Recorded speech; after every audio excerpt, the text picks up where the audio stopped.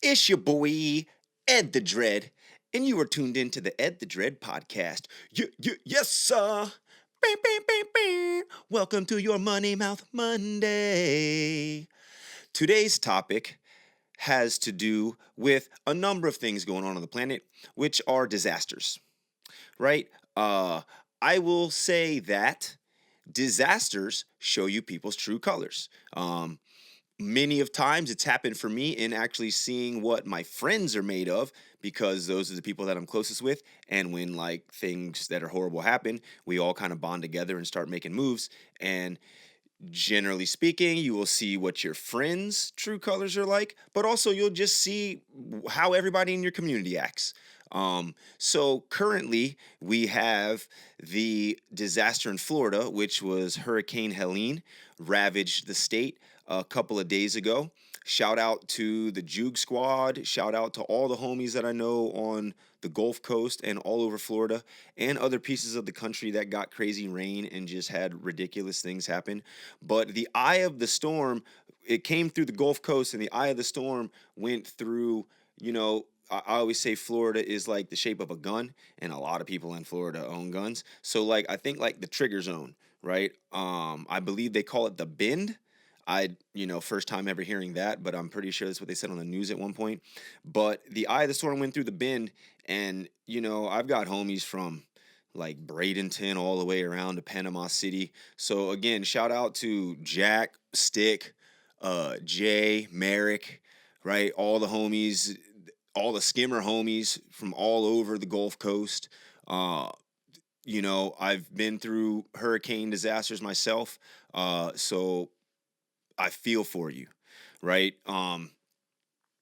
Again, there's a lot of things going on the planet right now. Uh, the genocide in Gaza. Israel has also now attacked Lebanon multiple times. And just things like these, when the people that are suffering the most are trying to help each other, that's when you see what, humanity is all about. Right. So I've already seen pictures of it. I've already seen, videos of people helping each other in Florida, right? You already see the pop up tents, cases of water, all sorts of stuff being distributed by just people in their communities. When it comes to Maui, right, we recently, roughly a year ago, had the Lahaina fires. And, in the initial days of that, you truly saw everyone in your community, especially here. It was crazy because I've survived Hurricane Sandy. I was 6 blocks from the coast during that. And I was not in the fire, but where I live and, the gymnasium attached to the high school that I taught at the time was one of the first places where, people took refuge, and they started collecting donations. So I've been a part of multiple, disastrous things, right? And essentially what I've learned from them, one is that I hate to say it, but your local government and your national government, they really suck at like managing these things. Generally speaking, they show up with a bunch of red tape and crazy rules and stuff that basically puts a hamper on the effort of even helping. um I'll get more specific into that as I talk about Hurricane Sandy, right? But again, the topic of discussion for the podcast is you'll essentially see the people in your community that are willing to help, the people in your community that just leave, the people in your community that stay to themselves. And it's like it's disasters just really separate those people. So specifically, uh I can speak about Hurricane Sandy. In Hurricane Sandy, we had about 75% of our town underwater, right? So much water was on the town that it was like shooting up through the toilets. Like the pressure of the water was just crazy. So the community that I lived in, we had it was an ocean community, so we had a whole bunch of people that were part of ocean rescue, that were part of water rescue, and that were part of, let's say, just like the fire department and first responder, right? So myself and a bunch of homies ended up staying, um, we looked at the FEMA flood map, which took, I would say, maybe 2 days to even load. I was gonna close it, but my homie Tommy's wife was like, "No, leave it open," and left the thing open. And after maybe 2 days, the actual like visual of what would happen if the 50-year storm came, and I lived near a lake, and my house specifically was 26 feet above sea level. So I decided to stay. And when I woke up the next day after all the winds and all the craziness, going out into the street and just looking around, like my block and a half was pretty much an island. And there was water up covering Jeeps and stuff. Like it was nuts. So you get into the point where people are taking boats, kayaks around the streets, uh, dragging each other with ropes and line, doing whatever it takes to help people get out of these houses, and or just to get supplies to people who have been stuck in a house that has no electricity and no water, and could be in chest high from the ground level up. Right now, specifically during Hurricane Sandy, I mean, I allowed anyone that wanted to volunteer to stay at my house. Um, Again, a number of people would come by with supplies. Shout out to Felicia Stratton, um, and God, I'm drawing a blank on her name, but Teddy's mom, Miss O. They would make a big tray of food and just bring it through uh, the National Guard and drop it off at the house just for us to eat, because she knew I was housing people that were going to help the community. But with that said, out of the three people that lived the closest to me, one of them just fled, right? Bounced with his chick back to his mom's crib where there's already like three grown men there. And, the other two helped lead the charge around the town. Now, a number of people ended up showing up because either their house was underwater and they needed a place to stay before bouncing to somewhere else, or they were just down to volunteer.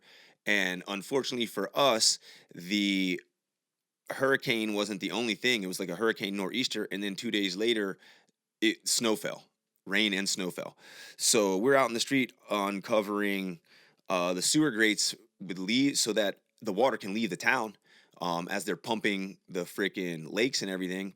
And the Felicia and Mrs. O are coming to the place to drop off food. And I had a homie that had left the crib and acted like he was going to go out into the streets and help everybody. But when they showed up to my crib, he had his feet up on the table smoking my bong right in front of the ladies. Now, back then, it was kind of more embarrassing, like you didn't, weed wasn't so freely smoked as it is now. And like this lady was like a person who I worked for, I believe, at the time. So it was kind of like a damn, bro, you kind of blew it. But also, what the fuck are you doing back at the house when everybody else is out in the street volunteering? You're just sitting at home, ripping the bong in the heat with your feet up on the motherfucking table, huh? And that's what I mean, right? Specifically in New Jersey, I can't even remember. Chris Christie was the governor at the time, and that fool was known to just do bogus stuff. Closing bridges to New York on a whim, shutting down coastlines, and then flying his family in a helicopter. Like ain't nobody gonna see him, but he dumb as fuck because everybody gonna see him because he was super big too. Um, Chris Christie actually came to our town of Belmar at one point in the recovery, like a year later, year and a half later, and it made national news when he yelled at the friend of mine who, we were the two kind of in charge of like the civilian effort. If you called town hall, you would get forwarded one of our phone numbers. You call us, we'd come pick you up in the big red Mack truck thing, take you wherever, blase blase. So he's there with a sign that says finish the job. And the damn governor of the state is talking about sit down, shut up. It made national news. He was like, "Oh, I was here with my sleeves rolled up. That fool wasn't doing nothing." And again, the true colors of this politician showing, right? We got a national disaster. People haven't been housed. There's been tons of money and funds thrown at the disaster by, state, federal, all sorts of establishments. And the guy never even got anything built. And then sits there and yells at a person who actually spent months of their life volunteering. The true colors. When I say that, generally speaking, your national disaster relief people fuck up the relief effort, I can say it firsthand. I ended up with a $3,000 emergency room bill due to the fact that I was in town and, I stepped on like a nail underwater during the recovery. Now, you would think that Red Cross being there and someone else, some other national medical type entity, they would have some sort of thing to help you. Absolutely not. All the Red Cross had was potatoes and some sort of canned vegetable on a plate and bottled water. That was literally what they drove around in their vehicle. No gauze, no nothing, no, hey, you okay in there? Can we help you? We're the Red Cross. No, it was potatoes on a plate. So when I stepped on a nail, there was nothing they could even tell me. All they could tell me was, you better find somewhere to go help yourself. And our town had a curfew, which you had to be in by 6 p.m. and you had to have an ID showing you lived in town. And if you didn't make it by 6, you couldn't come in for the evening because of people looting other people's houses due to the fact that we didn't have electricity for 17 days. So again, people's true colors coming out in disaster as opposed to helping. I recall the Belmar Fishing Club, which was at the pier on Second Ave, got broken into, all the alcohol stolen like the first night.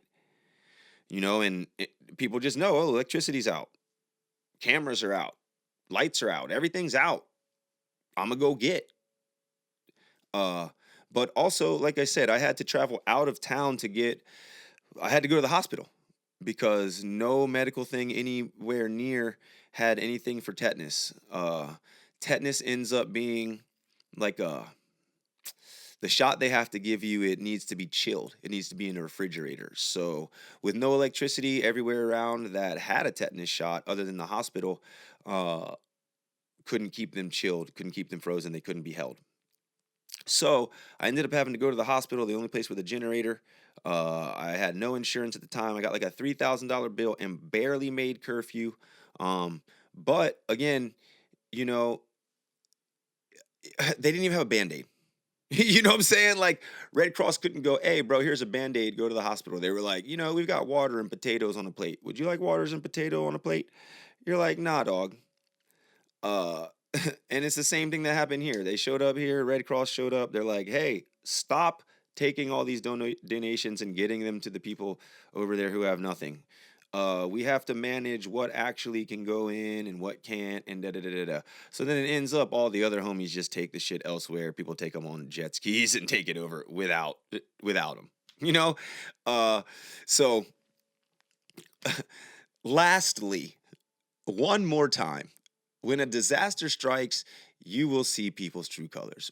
If they're the people behind the disaster and they're watching people suffer, that's even worse. But the suffering humans, whether it's a disaster made by man or a natural disaster, the people that are in the areas that are most affected, you will see how amazing people are when they get together and make things happen, or you will see how crappy people can be when they stick to themselves and or try to fucking take stuff from other people. So shout out to everybody in Florida, right? Positive intentions out to you every day, right? Bless y'all. Keep holding together, helping each other out. You know, we send you intention. We're going to send you some money through whatever funds we can other than the Red Cross and shit like that. So check out your homies, Facebooks, Instagrams. Check out GoFundMe's for people that have lost it, because a lot of people lost a lot. And that's how natural disasters go. So, a little less hyped up at the end of your Ed the Dread podcast this week, but that's the truth of how life is. Sometimes, you're riding the peak of the wave. Sometimes you're down at the trough. And it's not like I'm down at the trough, but watching other homies be down there makes you feel a certain way. So with that said, a hui ho kako, please share, like, if you care, get out there, make it happen with your homie. If not, the best you can do is send them positive intention, because a vibrational frequency can reach farther than you could ever imagine, baby. Yes, sir.